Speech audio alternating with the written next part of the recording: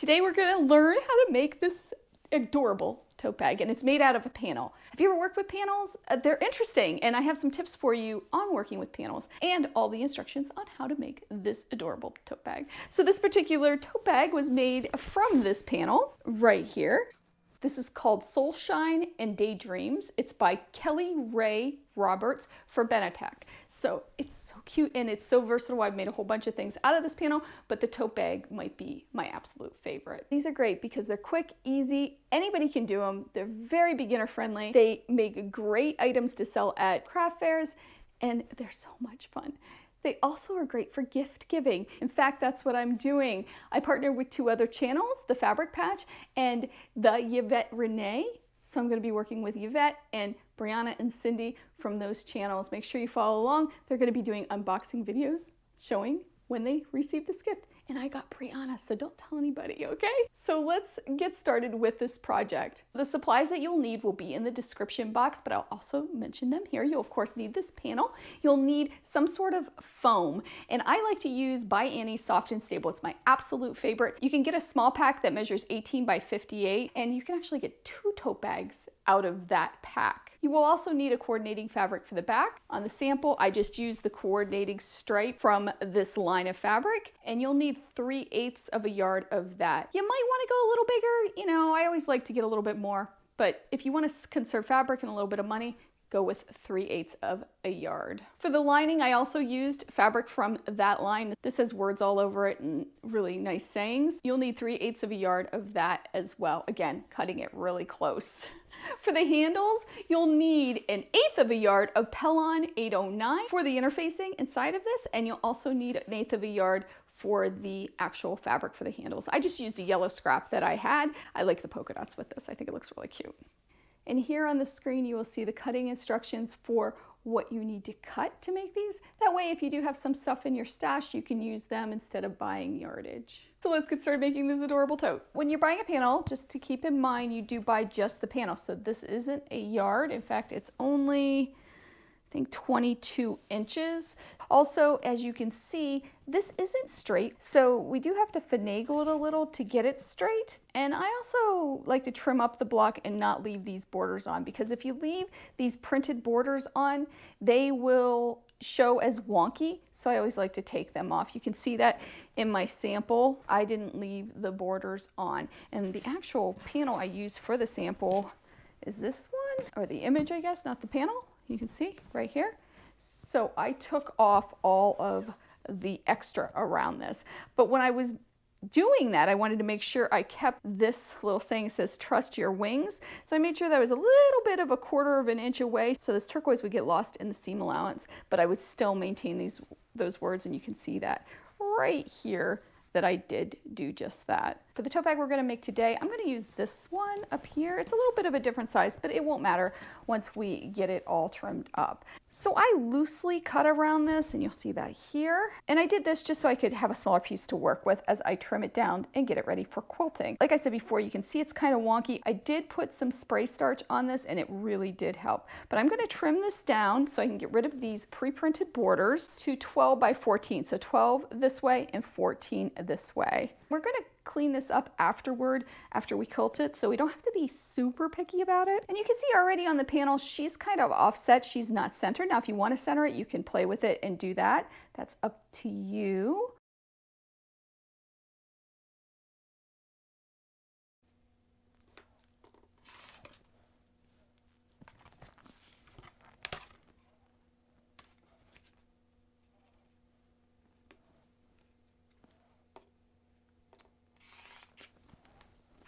Okay, so now that it is cut out, you can see that even if it is a little crooked, you're not going to notice it because you don't have those printed border lines on it. So get rid of those anytime you can with a panel.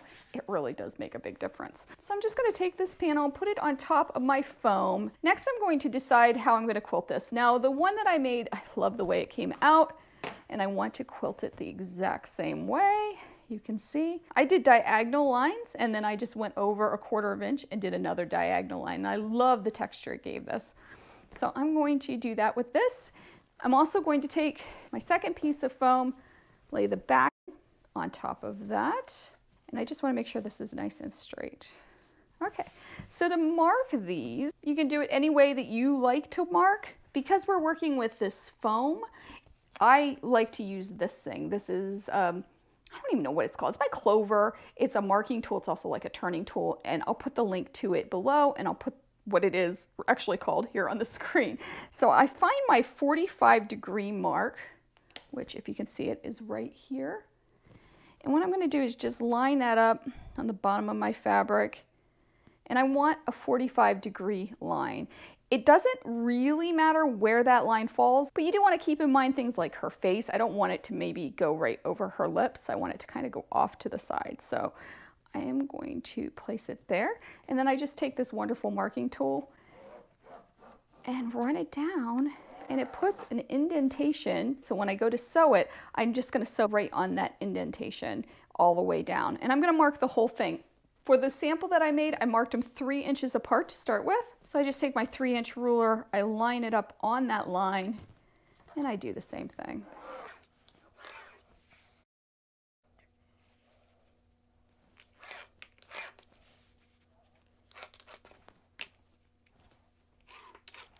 Once these are all marked, I'll take it to my sewing machine, sew these lines, then I'll go over a 1/4 inch from those lines and sew again. You do the same exact thing on this one too. Okay, now that they are all quilted in one direction, I'm just going to go back with my ruler, and I can just line up my numbers or my lines going this way on these lines. I'm going to get a 45-degree angle going the other direction. So I'm just going to do the exact same thing. I'm going to quilt these, and then we'll start making the handles and putting this whole thing together. Okay, now that these are both quilted, I am going to trim them down. Lay my ruler down, I'm going to make it so it looks straight. And now I'm going to take it over to 10.5, line it up, and cut this side.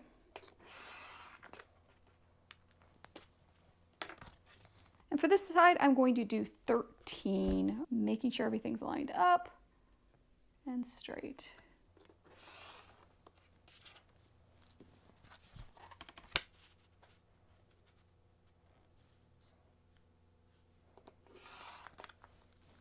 Once this is trimmed, that's what I'm going to trim this to. So if you have to go a little smaller, even a little bigger, it doesn't matter. We're just going to trim these the exact same size. Since this has lines on it, I'm going to make sure that they are running straight when I cut this down. Okay, so these are the exact same size, you can see. And now it's time to cut our lining and prepare our straps. So let's start with the lining. We are going to cut 2 pieces out of that lining that is the exact same size as these. Okay, so this is a directional fabric, and with something like this with the words on it, I like to open it up and cut because I want to make sure those words are straight.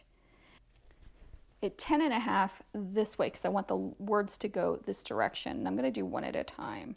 Okay, so now we have our front, our back, and our lining, and all we need now are the handles, and we can put this all together. So let's get started on that. You're going to take your 4-inch by width of fabric, which I'm using this wonderful polka dot that I used in the sample, and you're going to fuse the pellon to this all the way down. So you're going to make sure that the shiny side is down, and you're going to place it on the wrong side of the fabric and attach it with the iron. You're just going to go all the way down this, making sure that you're following the manufacturer's instructions and adhering this. Once this is adhered, I like to even up my ends.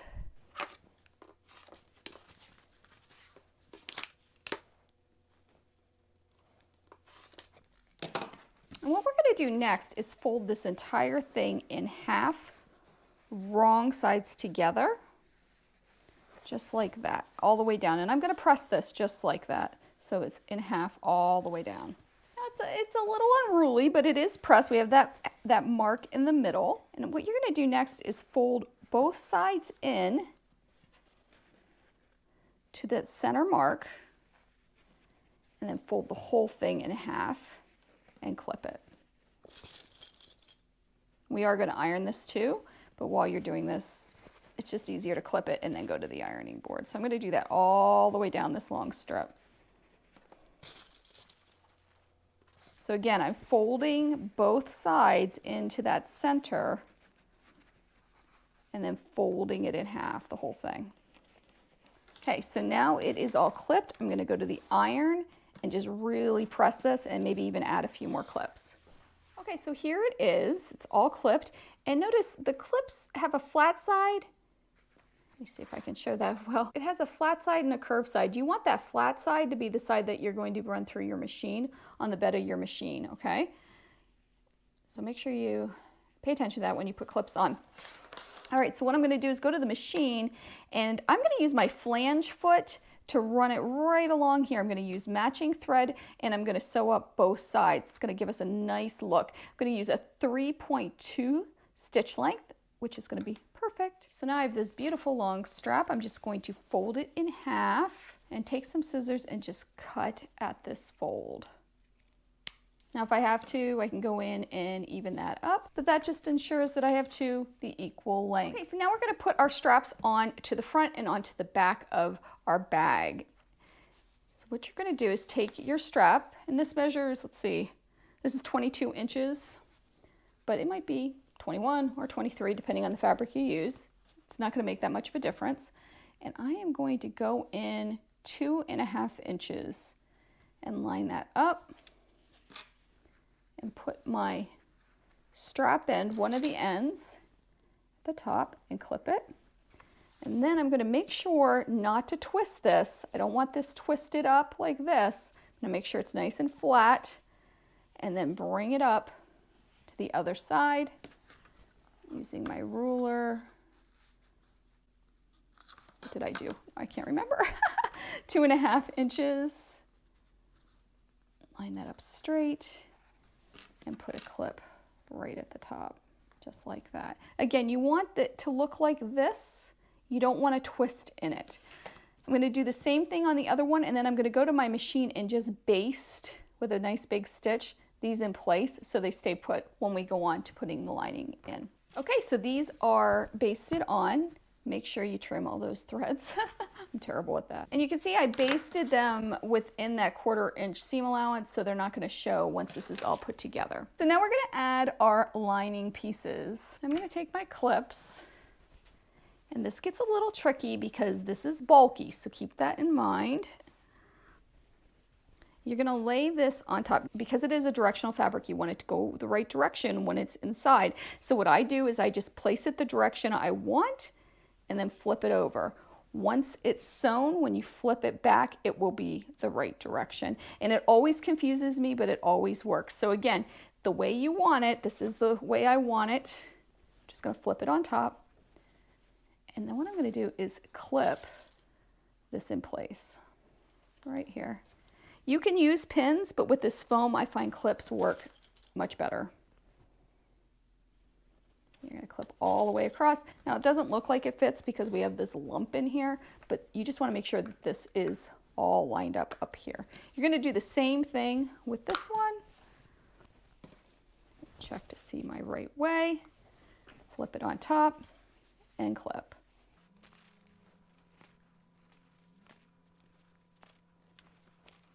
Okay, once they are clipped, you're going to go to your machine and you're going to sew a 1/4 inch all the way down.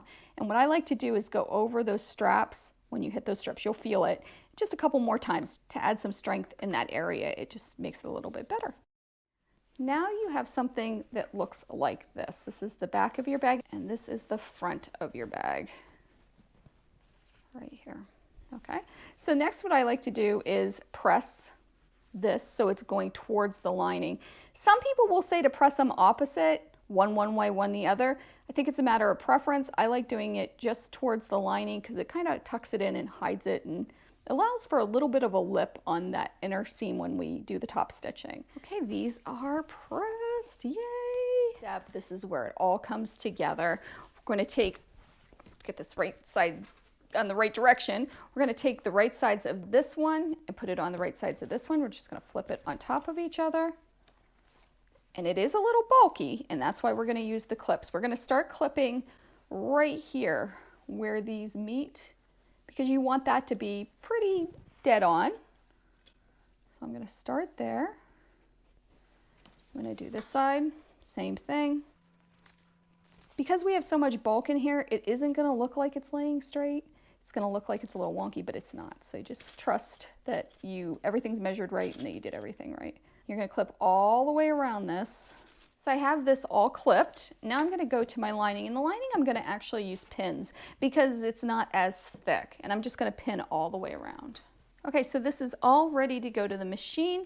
We do need to leave an opening down here at the bottom, and if it helps, you can mark that and just make sure it's big enough that you can get your hand in. You're gonna have a lot coming through. 4.5 inches that I left to be able to turn it. You can make it a little bigger. You just wanna make sure you're not getting too close to the corners. When you are sewing this lining, you're gonna wanna shorten your stitch length to say a 2.2, but then when you hit the thicker part over here, you're going to bump it up a little bit to like a 2.8 or so, because this is super thick and you don't want any tugging or anything like that to happen. So you sew all the way around, back stitching at the beginning of the end of your area that you're going to use for turning, and then we're ready to push it through and have a tote bag.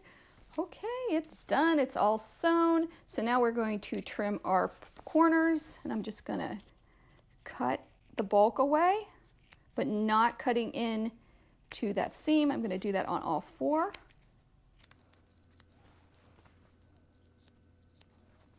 right, now it's time to pull it through. So I'm gonna reach in this opening and pull it through.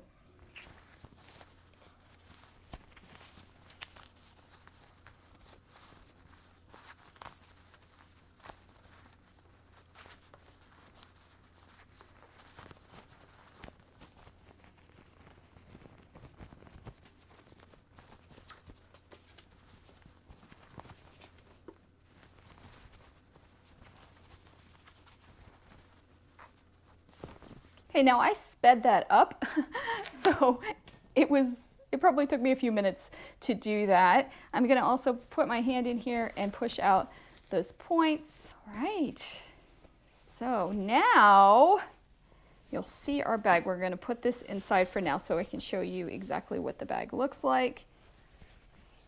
So you have your bag with the lining. Our next step is to put the lining in nice and neat. I'm going to press it really well, roll it with my fingers just like that, take it to the ironing board. You probably don't even have to take it to the ironing board, but it's probably a good idea.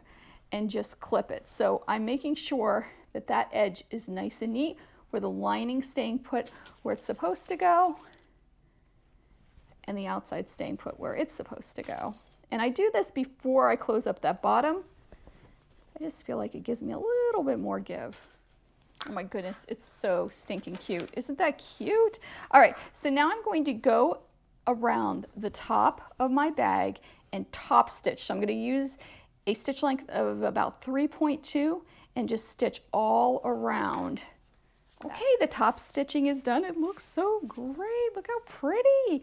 I love this, love this. Okay, the last thing we have to do is close up that hole. Just fold it under and press it, and then you can either top stitch it with your machine or you can hand stitch that closed. I'm just going to do it with the machine. Okay, here it is. It's all top stitched, and I can just put this in and then press it really well, and I have a finished bag. So cute. So, so cute. Isn't it wonderful? And just so you can see, you can use any panel. I used this one and made a bag just like it almost, except for I didn't quilt the front. I did quilt the back. But I didn't quilt the front. And I made this for my mom for Mother's Day last year, and she just loved it. And I also filled it with some things. I also boxed the corners. If anybody wants a video on how to do that, I absolutely will do that to show you. My next bag that I'm gonna make is out of this sewing machine panel because I think it'll be really cute. So I'm gonna cut this sewing machine in half. I know, it's scandalous, right? But I think it'll turn out really cute. I can't wait to try that too. Make sure you follow along on my Instagram to see that bag finished. I hope you have a wonderful day. I hope you take some time to sew, and I hope you try this project. I'll see you real soon. Bye.